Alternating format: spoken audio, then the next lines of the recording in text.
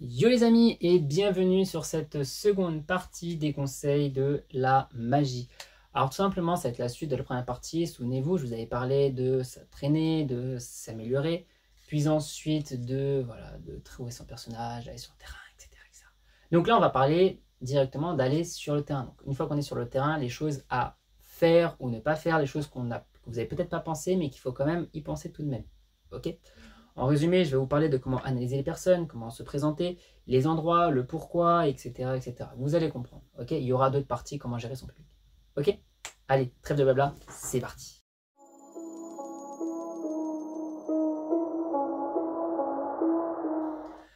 Premier conseil que je vais vous donner, c'est le pourquoi. Alors là, vous allez me dire, ouais, mais pourquoi? Parce que je vais faire de la magie. Oui, mais sachez que quand vous allez faire de la magie donc sur le terrain, donc dans la rue, qui est pour moi, je pense, le meilleur moyen de s'entraîner, tout simplement, quand vous commencez le street magie, c'est le meilleur moyen. Ça va être le pourquoi. Alors sachez qu'il y en a, bon forcément ça va être comme vous pour aller s'entraîner, pour s'améliorer. Il y en a d'autres qui vont vouloir espérer d'avoir des contrats. Il y en a d'autres qui vont vouloir parce que c'est leur passion, parce qu'ils aiment bien faire leur petit kiff, ils font leur petit tour de magie comme ça, tout simplement.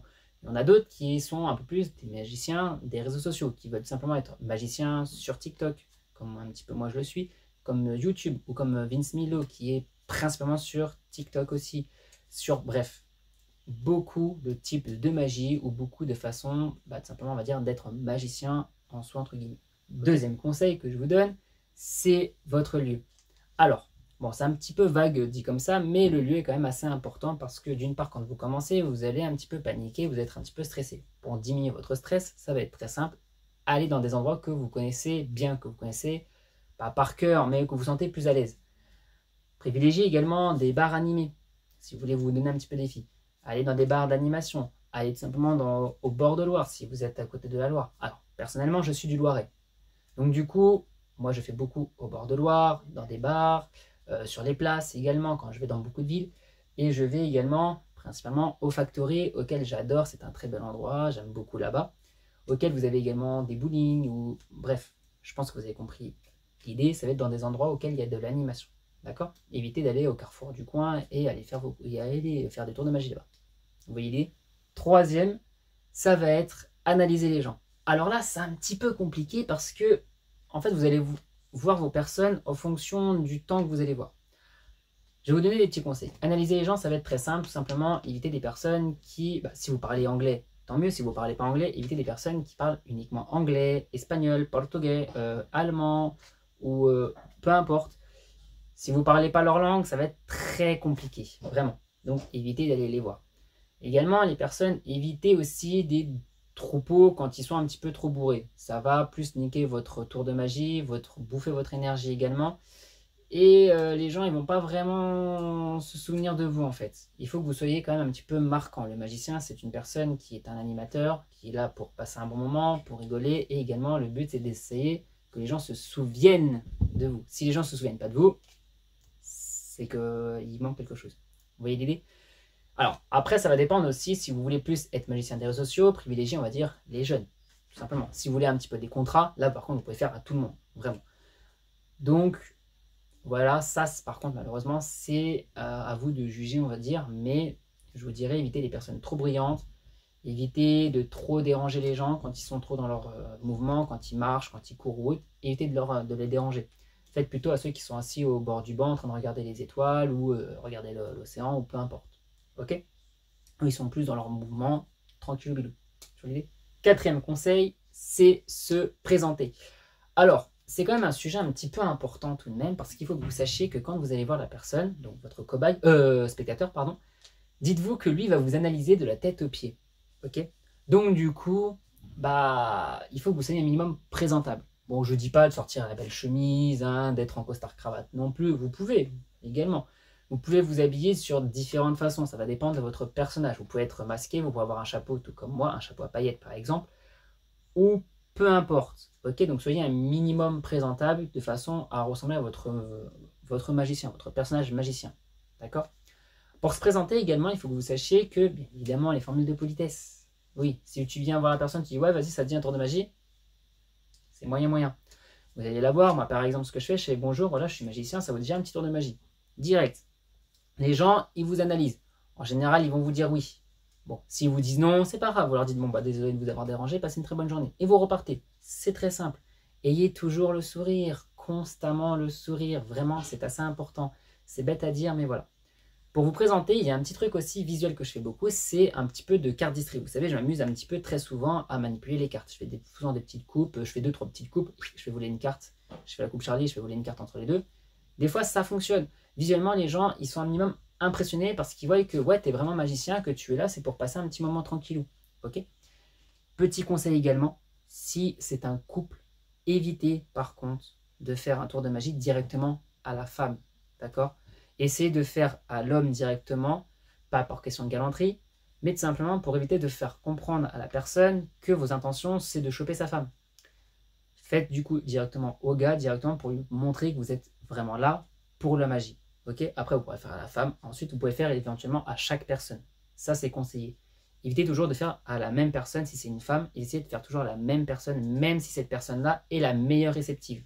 Ok, ça, c'est un truc assez important également qu'il faut que vous sachiez. Cinquième conseil, ça va être quel tour faire ou quel effet faire. Alors, bon, déjà, il existe, on va pas revenir là-dessus, des différentes techniques, différents tours de magie, bref. Si vous êtes bien entraîné, vous allez du coup savoir quel tour de magie a un effet plus ou moins impressionnant. Je m'explique. Admettons, pour commencer, vous allez simplement faire un petit tour de magie avec une simple LD ou un snap change. Tout simplement. L'effet est plutôt bien, visuel, rapide, c'est très bien. Pour la personne, ça impressionne. Vous pourrez continuer avec une autre technique un petit peu plus poussée. Après une troisième, une quatrième. Alors je vous déconseille d'en faire plus d'une dizaine, hein, bien évidemment, au même spectateur ou au même public, on va dire. Mais faites-en 3-4 tours de magie au même groupe. Ça va dépendre. S'ils sont plus d'une trentaine, vous pouvez en faire peut-être un petit peu plus. Ou peut-être un tour de magie auquel ça engendre global. Faites en sorte de façon à ce que tout le monde participe. Si vous avez des tours de magie qui font participer tout le monde, c'est le meilleur. Si vous n'avez pas, c'est pas grave. Essayez d'apprendre un petit peu, parce que des fois, ça peut être très utile. Ouais, je sais, c'est facile de dire ça. Donc bon, essayez d'adapter vos tours. Améliorez-vous. N'hésitez pas aussi à essayer un petit truc. Au lieu de faire une LD, faites une L triple. Et vous pouvez faire style de vous rater. Vous voyez l'idée? Donc n'hésitez pas. Sixième conseil, alors celui-là, il mérite plus tard de faire une vidéo parce qu'il est vraiment complexe et il existe différentes façons. Ça va être gérer son stress. Alors, bon, on va revenir du coup au second, enfin celui d'avant, qui était du coup, quel tour de magie faire. Si vous connaissez votre tour de magie, vous connaissez du coup votre texte. Ce qui fait que du coup, votre stress est donc du coup diminué. Et si vous êtes en plus de ça dans le lieu que vous vous sentez plus en sécurité, votre stress sera encore diminué. Bien évidemment, il y aura la pression auquel les gens vous regardent. Là, du coup, ça va être un petit peu plus compliqué. Bon, je peux comprendre pour beaucoup, vous êtes timide, vous êtes pas à l'aise, c'est normal, ça arrive. Pour ça, c'est très simple, les seuls conseils que je vais vous donner, jouez-en de votre stress, vraiment. Faites style des fois de bégayer. Vous faites, vous voyez, vous hésitez. Vous tremblotez. Et là, vous faites style, ah ouais, mais non, mais attends. Ah, mais tu me perturbes, là, comme ça, me regarder. Tu dis, vas-y, ferme les yeux, retourne-toi. Si vous êtes plusieurs, ça peut fonctionner. Vous essayez de jouer un petit peu sur l'humour. Vous essayez, en gros, de gagner un petit peu de temps pour essayer de respirer et d'y repartir. Ce que vous faites, c'est très simple. Vous respirez un bon coup. Vous respirez calmement. Vous essayez de vous détendre. Ok. Je sais, c'est facile à dire. Faites des exercices de respiration, tout simplement. Et tout simplement, vous allez vous concentrer uniquement sur votre texte. Vous imaginez qu'il n'y a absolument personne, que vous êtes dans votre chambre, dans votre endroit auquel vous vous entraînez. Vous vous dites ça, vous vous dites pas « je vais échouer ». Vous vous dites juste « je suis tout seul ». Et là, tu fais ton mouvement, hop, hop, et croyez-moi, ça va diminuer encore votre stress. Et là, bien sûr, il y a des chances que votre stress sera encore diminué. Et si votre stress, du coup, diminue de plus en plus, vous gagnez forcément votre effet. Septième conseil. Alors celui-là, bien évidemment, il méritera, je pense, peut-être une vidéo également. Ça va être gérer son angle.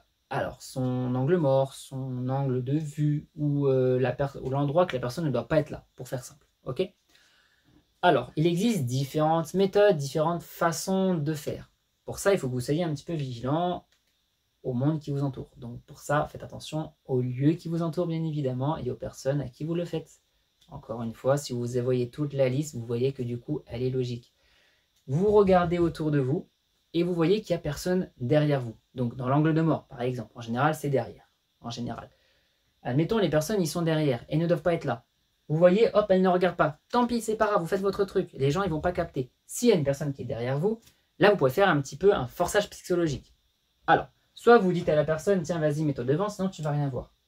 Donc bon, en général, ils vont se mettre devant, ou les 3 quarts du temps, les gens n'aiment pas qu'on leur adresse la parole, donc du coup, ils peuvent partir directement, ou très rare des cas, ils vont rester.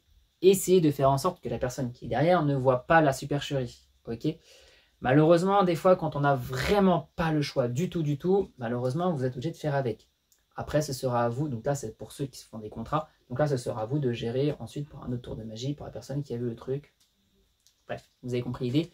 Faites attention à votre angle. Passer au 8e et dernier conseil qui est, je pense, le plus redoutable et le plus redouté de tous et auquel tous les magicos, je pense, malheureusement, y passent. Ça va être, eh bien, gérer son échec. Alors oui, malheureusement, on va beaucoup échouer. Vous allez échouer, je vais échouer encore, j'ai échoué. Vous avez compris, on échouera toujours et on continuera toujours d'échouer. Le but, si vous avez suivi la première vidéo, c'est de s'entraîner et de s'améliorer. L'amélioration, du coup, va vous mener, du coup, à simplement à éviter de faire des échecs, comme je vous avais dit prochainement. Et bien évidemment, si vous avez suivi la liste, vous avez votre pourquoi, donc vous avez votre lieu, donc votre stress diminue, vous savez gérer votre stress, donc le stress diminue, ce qui fait que du coup, l'échec, peut être encore diminué. Je ne dis pas qu'il est à 100% réussi, bien évidemment, mais il peut être diminué. Si bien évidemment, il est totalement foiré. Votre technique, elle est foireuse. Vous êtes trompé dans la technique, vous vous êtes mélangé quelque part, vous avez oublié, que vous avez sauté, que vous n'étiez pas assez concentré, ou peu importe. Bref, vous avez échoué. Jouez-en, comme votre stress. Jouez avec le public. Tout simplement, je vous donne un exemple. On fait un tour de magie carte sandwich. Carte sandwich, vous savez, c'est la carte entre 2 jokers. Ok ? Hop, vous faites le mouvement. Au final, la personne prend la carte, elle me dit « Ah mais non, mais c'est pas celle-là. » Bon, ok, vous dites « Bon, ok. » Tu dis, voilà, vous essayez de gagner un peu de temps, tu dis « Ah ouais, mais non, mais c'est normal, c'est parce qu'il y a un des 2 jokers qui est un peu feignant. » Donc du coup, tu peux la remettre dans le paquet, s'il te plaît. Donc la personne remet réellement sa carte dans le paquet, vous lui donnez les jokers, et là, du coup, vous essayez de vous ressouvenir où est la carte. Admettons, vous avez un coup de chance, vous vous ressouvenez. Elle est par exemple sur le dessous, ou sur le dessus, on va dire sur le dessus. Là, vous faites, tiens, choisissez un joker. Hop, il vous prend le joker, hop, vous faites un petit LD, et tout simplement, il me dit, mais regarde, tu vois le joker en fait qui est ici, tu le fais un mouvement, hop, il se retransforme. Et là, tu dis, mais c'est normal en fait, parce que l'autre était un petit peu feignant pour travailler. Et vous voyez, déjà en faisant ça, la personne va croire que vous avez réellement échoué. Et le public, ils adorent que vous échouez. Mais quand vous vous rattrapez, croyez-moi que l'effet est encore dupliqué, tout simplement. Bon, j'espère que cette vidéo vous a plu. N'hésitez pas du coup, encore une fois, à commenter, à liker si vous avez tout compris, si tout était normal, tout était correct, on va dire.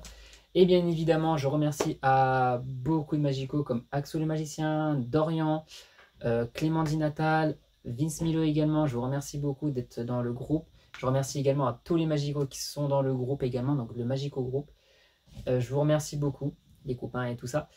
Et merci à vous et merci à vous tous de me suivre. Et n'hésitez pas à vous abonner et je vous retrouve pour une partie 3 prochainement. Allez, ciao!